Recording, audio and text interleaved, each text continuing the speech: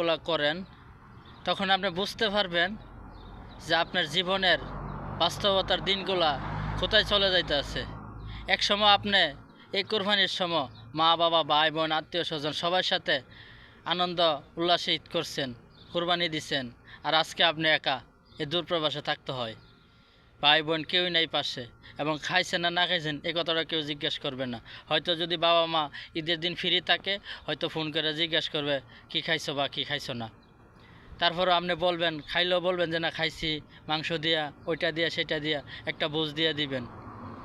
ঠিক আছে, এরপরে গিয়া মনে করেন যে আপনি অন্তরে অন্তরে কাঁদবেন আর দুই চোখের পানি ফালাইবেন, কিন্তু আপনার চোখের পানি কেউ দেখবে না, কারণ আপনার বাস্তবতার দিনগুলা হারিয়ে গেছে এই দূরপ্রবাসে। কারণ আপনি গরিবের সন্তান এজন্য, কারণ গরিব হয়ে জন্ম নিছেন, তাই তো এখন দূরপ্রবাসে আইসা কর্ম করতেছেন। তো প্রবাসীদেরকে